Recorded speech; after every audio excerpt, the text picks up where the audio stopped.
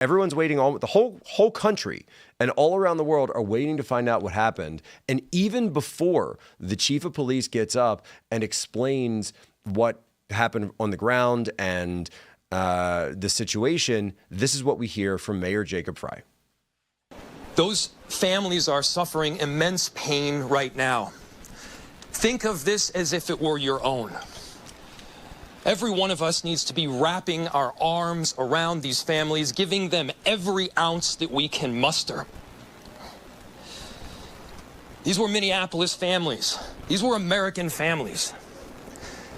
And the amount of pain that they are suffering right now is extraordinary. And don't just say this is about thoughts and prayers right now. These kids were literally praying. It was the first week of school. They were in a church. These are kids that should be learning with their friends. They should be playing on the playground. They should be able to go to school or church in peace without the fear or risk of violence, and their parents should have the same kind of assurance. These are the sort of basic assurances that every... Okay, so also, this is going to pivot to guns. He immediately, not only does he immediately politicize it, yes, but he attacks Catholic families for praying and mocks. This is mocking. This is absolute mockery. Dr. Turley, is this mockery? Yeah, I would say that's mockery. Absolutely that's mockery. Scoffing and mocking. It's scoffing and mocking. Don't just say this is about thoughts and prayers. Where is this coming from? People are looking for comfort. There are children's bodies with the blood wet. The church has yet to be cleaned of the blood of children. And he's already rebuking everybody. He's mocking and rebuking. This is a guy who hates Christians. It's so obvious to me that this is a guy who hates Christians and specifically the Christian God. You notice, by the way, atheists always target the Christian God. Norm Macdonald talked about this. It's always the Christian God that gets the targeting. And we've seen this refrain now repeated again and again by Democrats all across the media. We saw Jen Psaki has a tweet up as well where we got to hear, prayer is not freaking enough. Prayers does not end school shootings. Prayers do not make parents feel safe sending their kids to school. Prayer does not bring these kids back. Enough with the thoughts and prayers. And it was amazing because it's just guns. It's just guns because people have said let's put armed security in schools and make it so these kids can feel safe going to school. And say no, kids won't be able to learn if we put. She had another tweet where she was talking about having National Guard put mulch around DC. That's not effective.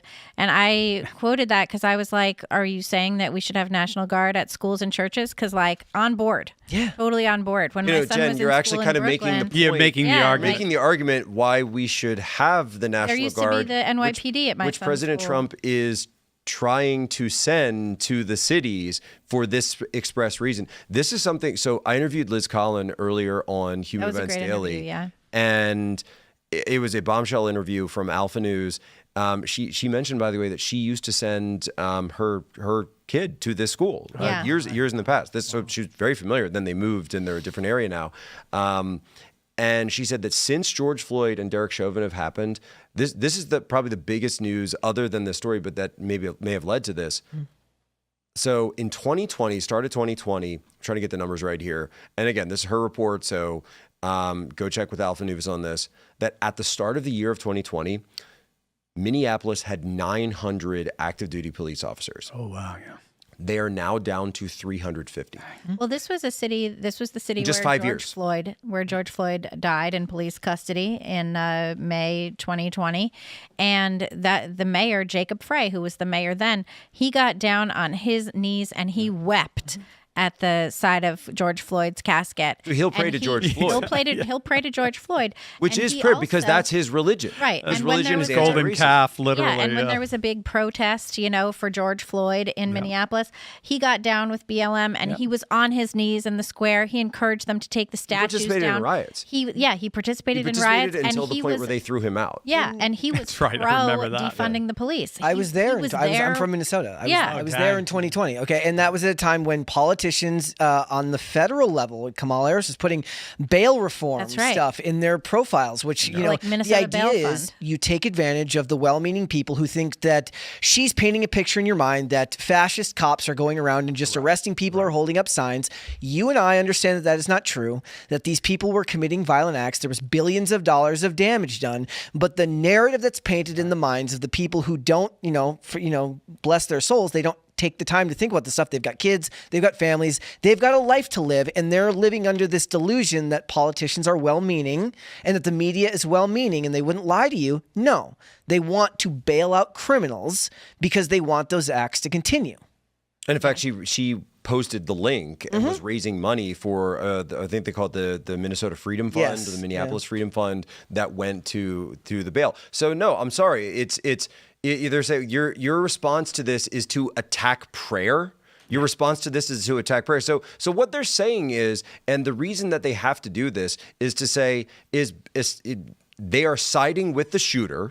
They're saying, I understand why the shooter did this because we hate Christianity too. We're probably just not quite as radical as you are with it, but you're not wrong for hating Christianity. You're just wrong for, doing so a little bit too over the line. We're not ready to start purging the Christians now. But mark my words, every single time one of these organizations, one of these revolutions is let to go to its ultimate end, it always ends with dead Christians and dead Christian children. All I got to say to you, Mr. Mayor, is God will not be mocked. And even beyond that, like if you think about what it was like when the Columbine in the 90s, and it was about nihilism and despair with teenagers, right? What that formed into as far as media framing was white male rage, that or guns. And so this forces them to pivot immediately to guns because they don't want to have a discussion about whether identity played a role in something like this. You could still have the discussion about depression and antidepressants and SSRIs, all these things that were in the manifesto that were talking about being depressed. But that's a very hard discussion because it's sitting right next to the issue with the fact that this individual is trans. And they do not want to have the discussion. And that's what I hate the most about media in politics is from the moment that he started talking, it was immediately to the guns. That's immediately where they're going to go. There was mocking of Christians in there for sure. But what I see right there is immediately pushing to your prayers aren't enough because we have something we need to stop. Understand that we've gotten to a point in this country where Christians, and specifically white Christians, and this school was vast majority white. If you look at any of the pictures coming out, and so it's been so derided as sort of the kulak class of America. This is the backbone of the middle class, etc. That in every revolution you must have a demon, and so their demon is white Christians, and so. It creates a problem for the left when they have to sort of pretend like they care about white Christians for a day or two. But even in that moment, even do it for a minute, Jacob Frey couldn't even do it. He couldn't even hold it for 1 minute to say like, and he still has this knee-jerk response to attack prayer. And at a Catholic church, again, as the blood is still wet on the children's bodies, he has to mock them. And we live in a society now where he will not be shamed. He'll probably be supported. And then you have Jen Psaki doing the same thing. And I believe Michael Steele, former, actually, at one point RNC somehow was an RNC chair. Amazing. But, he's effectively been a liberal for years at this point. And he was saying the same thing up on MSNBC. Yeah, you're bringing up a brilliant point here. Just to finish this off, name any other religion you could do that about. If this was a synagogue, if this were a mosque, would you hear anyone saying that kind of stuff? Because it doesn't Absolutely not. It doesn't fit into the cultural Marxist binary of oppressor versus oppressed. And this is the brilliance, I think, of what you're talking about, because you're pointing out their bait and switch. So if this were a white person going in, right? If the cultural Marxist identity structures were affirmed today, they wouldn't be talking about, if he walked into a black church and did this, especially if it's a man, right? Dylan Roof. We know this has happened. So, and what do? They don't side with. What do they? They immediately make it all about identity. Immediately, and they generalize the identity that the shooter and the victims were microcosms of this larger oppression and this larger war that's happening in our country.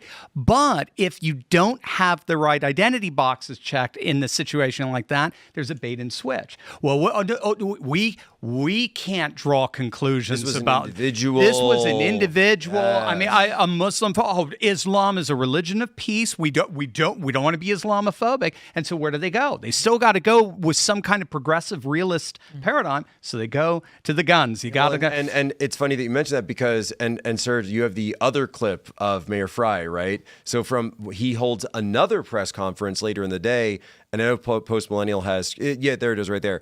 Later in the day, and what does he say? All of us. And I have heard about a whole lot of hate that's being directed at our trans community. Anybody who is using this as an opportunity to villainize our trans community or any other community out there has lost their sense of common humanity. That's the script. That's the script. We should not be operating out of a place of hate for anyone. So listen, should be operating from a place of love for our kids. I think he said the same thing on J6, didn't he? I think. So listen to how animated he gets suddenly when it's the trans community. How dare you? How dare you? How dare you say anything about our beloved trans community? Don't you dare spread hate when he himself partook in spreading hate against Christian children who were killed just, I think hours before this took place. Or the systemically racist police department of Minneapolis. And how dare they what they did to this is poor George Floyd. And so he has no problem scapegoating an entire community. Where's that energy? Where's that energy? Where is it? Exactly. The kids who actually died. So Phil, this was to your point. This is in his mind. It's so sad this happened, but we can't remember that the trans community are the real victims here. Yeah, it is a little surprising that he's going on this, or that he's kind of using these talking points, especially considering how most of America really doesn't align with his opinion. No, of course not. The trans issue, the LGBT stuff, that has really been pushed to the back burner by a lot of Democrats that want to kind of catch the middle back and bring the middle back, because the left's further left proclivities or whatever, they're very unpopular with the American people, especially like trans stuff. It's been rejected pretty handily, and the fact that he's actually kind of jumping back into that leftist, very progressive kind of talking point, and also the 80-20 doom loop. Yeah, exactly. Like taking up the 20 side of an 80-20 issue. I'm a little on the. I'm a little. Why does he have to though? But he has to. Whoa.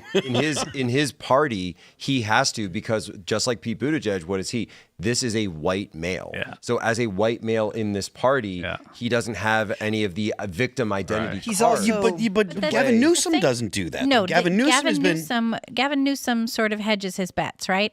And if you look at the DNC annual meeting that they had this week in Minnesota, you will hear what's his name, Keith Ellison from Minnesota, the Attorney General from Minnesota, talking about how great it is that so many Democrat-led states are suing the Trump administration over child sex changes. Now, they're not opposed to the child sex changes. They want more. Yes, they want more child sex changes. And everybody cheered for Mr. Ellison as he was standing there doing it. Those are the committed activists. Yes, those are the committed activists. But this is also, these are the leaders of the party, right? They don't have any leaders. Kamala Harris said that she's going on a listening tour because she wants to be an outsider politician. Gavin Newsom is the closest thing that they have to a leader, and he won't condemn child sex changes. Then you have Tish James, you have Ellison, you have Tim Waltz, you have Polis in Colorado. You have all of these people in favor of the stupid, idiotic thing that results in horrors for everybody. So pull back. And that's the Democratic Party. So you say that it's on the fringe, but I say that's the center of the party. So that's what I want to ask you.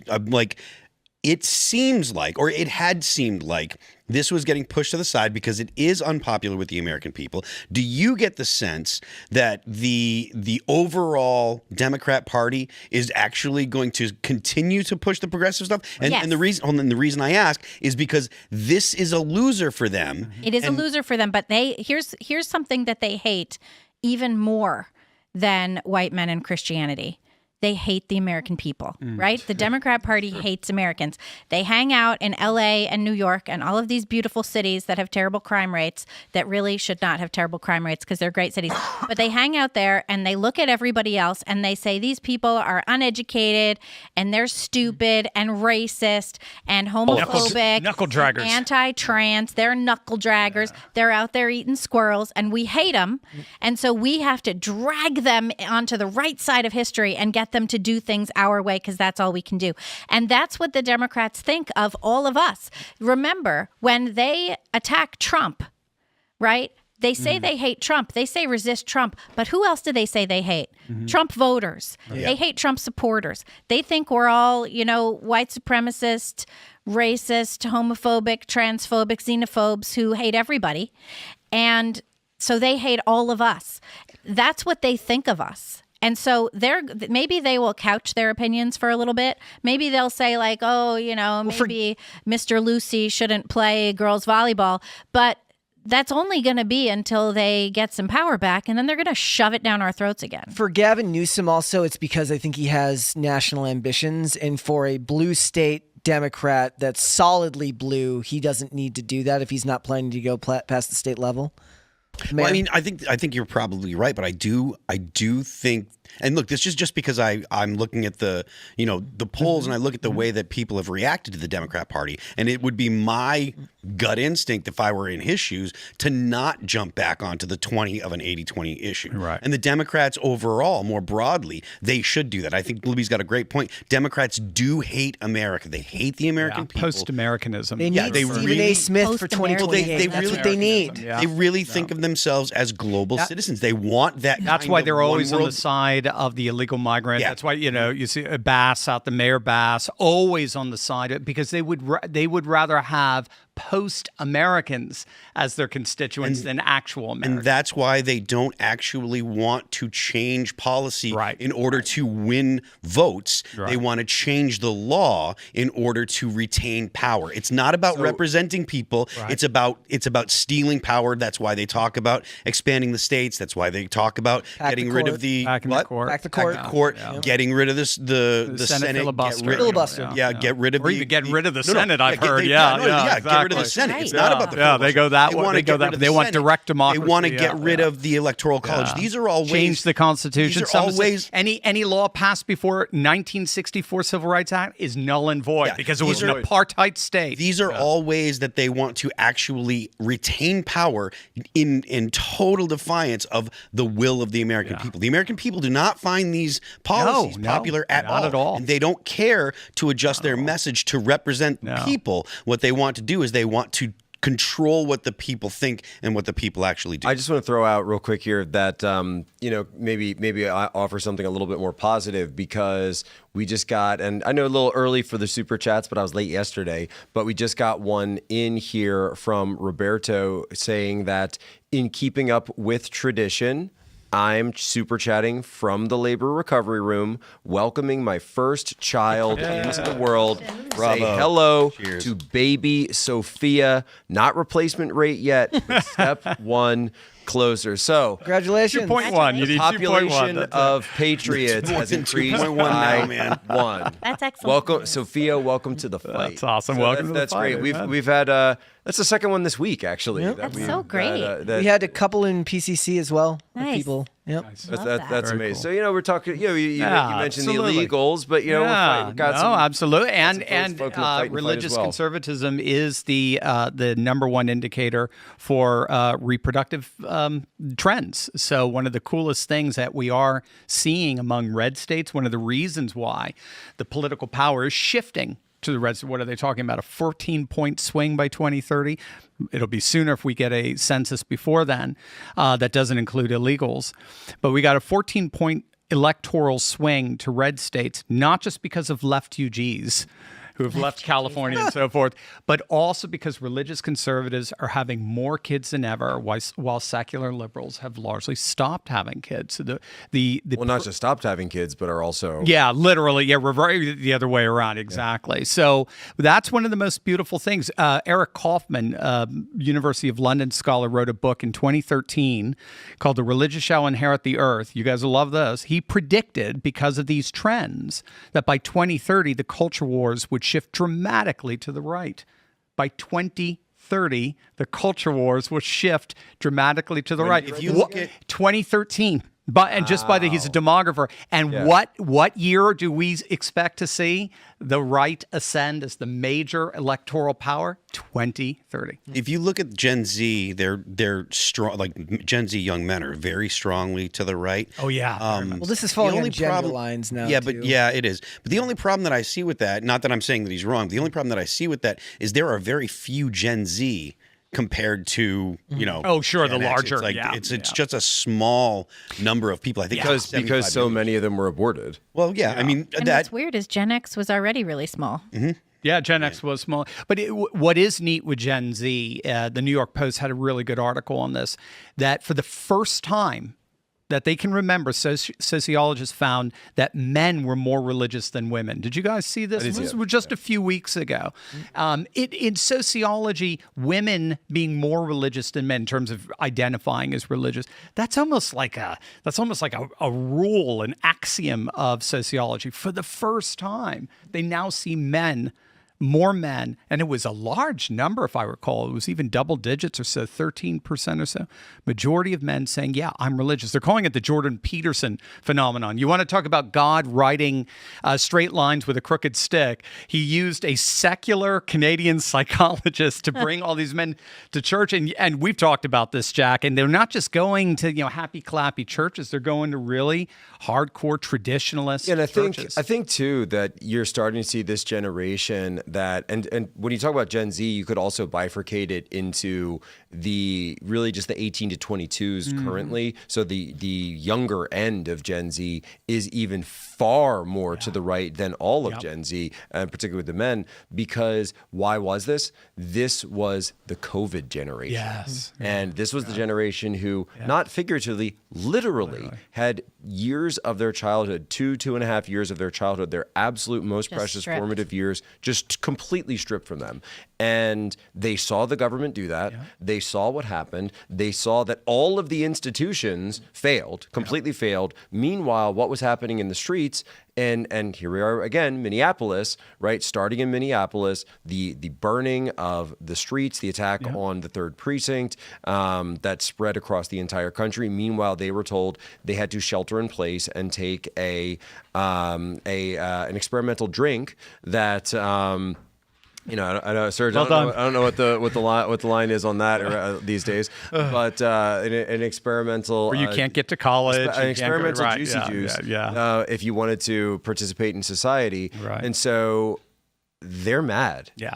And they want revenge. Yeah. I mean, it's not just right-wing politics either, though. They feel like they've been sold a lie in the country in a lot of ways. College is now vastly been proven for a lot of them, unless you're going to be a doctor, something that requires accreditation, that it's a debt trap that's going to keep you in prison for years. And women are graduating colleges at higher rates. Obviously, like you said, it seems to be that there's more atheism showing up around college, around women, because in a lot of ways, the university is become their god, or social justice has become women, their god. They become more liberal. I do think for Gen Z, I worry more than some people. I think that they're going to turn to a communist state eventually, because the financial problems that they're facing are so great and so vast, and it seems so hard to, like, with housing rates what they are, interest rates, they don't see a path forward, and what they're just waiting for is a charismatic person from the other side of the aisle. You know what Bernie Sanders would have been in 2016, with a populist message saying, I'm here to help. This is why someone like and I know there are a lot of people out there that hate when I say this, but this is why someone like AOC is such a dangerous politician. She has very far left, impulses, and she's very charismatic. She gets a ton of people on her. She's a very talented politician. Yeah, exactly. She's a very talented politician. She's very charismatic. She's really good at connecting with her followers or connecting with people. And whether you like I don't like any of her policies. I don't think. Like, yeah, you're being descriptive, but like, yeah, I was on board for stopping politicians from being able to trade stocks. I was on board with that. Yeah, I mean, look, so there, a broken clock's right twice. But the fact of the matter is, like, someone like that can. That's why I harp on the economy all the time. Mm-hmm. If the economy is bad, come 2028, someone like AOC can get into office because the voting public is going to be like, well, the conservatives didn't do it. Right. The MAGA people didn't do it. I don't feel any better.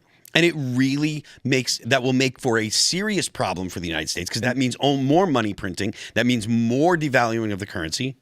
Good. No, I was just going to say that this is the two sides of Gen Z, right? Mm-hmm. So Gen Z has no middle. From what we're seeing in the data, it's either you're all the way like super pro-Trump or even beyond that, where you're saying Trump isn't going hard enough, like he's not deporting enough, he's not locking up enough, he's not sending enough troops out there, and that's one side. The other side is Luigi Maggioni. Mm-hmm. The other side is this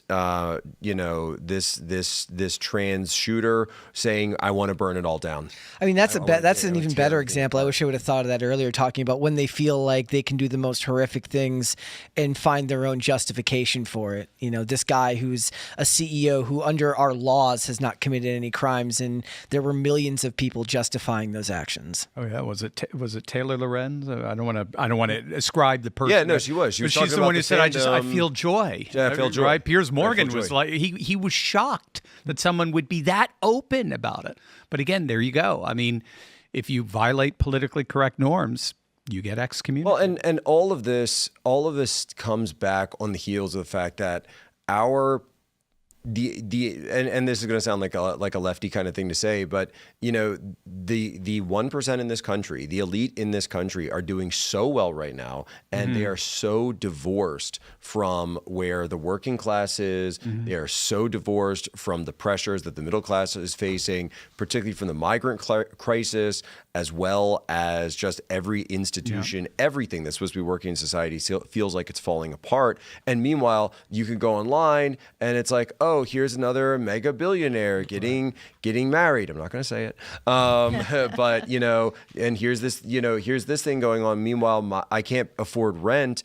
Or you get a toothache and you go to see a specialist and the insurance is run out for the year, and now that's $2,000 out of pocket. Well, you're just going to go back to work because you can't afford to get the work done, and suddenly you might get to the point where you say, you know what, maybe I do want to burn it all down. Right. I don't know. I don't think that's even a lefty idea. I think that they come down on opposite sides of how to fix it. And a lot of times they see it as a capitalist system that's failed to live up to what it's been said to be. Whereas the right sees it as an issue of regulation, and that the system's been created through loopholes and cronyism to give them, a step over all of the regular person. Like when you look at who's invested in the market, it's like high 90s%. It's people that are in the top 10% of the income bracket, and very few people that are living either paycheck to paycheck or their family has a modest savings are really able to invest in the market in any way that's going to meaningfully change their financial future. And it's just more an issue of where you believe the problem comes, and that just depends on where you get your news in a lot of ways. Right. The person who's telling you that Jeff Bezos is the problem, that depends on whether you believe that it's a net positive for society to create a whole bunch of jobs and give you the option of receiving almost any product in the world at your house in 2 days. And do you see that as a benefit to our society, or do you see it as something that it's just people lining the pockets of somebody who's worth billions of dollars? And I think that speaks more to their world. Actually, and someone just mentioned this in the chat. I totally missed this earlier, and Libby, we should definitely write this up. In one screen grab of the manifesto, there are Luigi stickers all is that right? over the manifesto. So it's and there are no Mario stickers there. It is all Luigi stickers. Because there's a Luigi musical on San Francisco right now. So there you go. So Luigi is look, you get, and so this is the difference, right? You get Luigi or you get MAGA. Right. And Bill Burr co-signing what Luigi did. Bill Burr said it was great. So when we put out the book Unhumans last year, this is what we talked about. We said the situation's gotten to the point where either we are going to have a populist solution to it, whereby we don't, and on the MAGA side, we don't demonize people for being successful. We don't, in fact, we champion people for being successful as long as they do so in a, shall we say, non-parasitic, non-cheating, cronyist kind of way. Aristo-populism. Exactly. It's referred to, yeah. I like that. Yeah, it's a nice, I think that's Patrick Deneen. And so, Deneen's good. I'm going to see him next week at NatCon. Oh, cool. Yeah, doing NatCon. Awesome. Yeah. And so what we want is to take the floor from where it is and raise it up. Yes. So raise the floor up for everybody. Yeah. But what the communist wants is to tear it down. Exactly. Brick by absolute brick. And here's what's so interesting, and you see this again and again in these studies that we did, these case studies. They don't actually go after the super rich first. They go after the well-off middle class. So just like in the French Revolution. For example, they're not targeting like the super rich billionaires. They're not targeting the super rich even of the elites. But what they might do is say, oh, I don't know, if you can afford to send your kids to a private religious school. Right, but they didn't shoot up, whatever the boarding school is out there. Do you think part of the reason why that is because when you're dealing with people that are billionaires, like actual billionaires, they're so disconnected and cut off and isolated from the rest of society? Where if you're dealing with someone that's like a millionaire, that's like the CEO of United Healthcare, he was like he was worth something like $44 million, which is a lot of money, but that is a world of difference between billionaires, right? Do you think that it's just an access thing? The people that are worth 10, 20 million, they're actually walking among us, whereas people that are worth billions and billions of dollars, like they don't actually mingle with the average people. Do you think that's yes and no, but what's interesting though is that you see these patterns echo for the past 250 years. We've seen this pattern play out again and again and again, and it is typically the scions of those same families. So it's typically upper middle class individuals that turn to this level of radicalism. Luigi Maggione's family, very, very wealthy. Yeah. In this case, we mentioned before that this, it looks like obviously these surgeries or these hormone replacement therapy, it's very expensive to get into, and yet it looks like this person was undergoing them, had a family that worked at the school, was involved with the school in this private education world. So again, like they were well off. Speaking of the family, we haven't touched on this, but has anyone heard about a father? We know that the mother signed off. Yeah, so there were some people going in and finding tweets or Facebook posts from the dad where he was celebrating his daughter. Celebrating his daughter's birthday, co-signing the mental illness, and even also they found some post from the dad celebrating the conviction of Derek Chauvin. We have a striking, and I don't mean and I don't mean saying I don't mean like saying I don't have the exact post in front of me, but it wasn't saying like, oh, justice has been done, and this was good that that it happened. It was cheering, it was adulation, That's it was right. celebratory. Burn the witch. So and I'm trying to be cognizant of the time, and we could go off on all this in every direction. But one thing that I do want to get into is there is this tension, right, that has come up. And so, okay, thoughts and prayers, so, thoughts and prayers, well, et cetera, et cetera. I mean, that's not the purpose of thoughts and prayers, right? Which by the way, to your point, conservative religion is far more religious. They're also more likely to be the gun owners and the ones to understand that you need to take physical steps to protect your property and your family and your children. I was at the range myself today. There you go. There you go. Skill, man. They're creating helplessness. That's the whole point. Right. Thanks for checking out this clip from Timcast IRL. Make sure to watch the show live Monday through Friday at 8 p.m. Subscribe to this channel, and we will see you all there.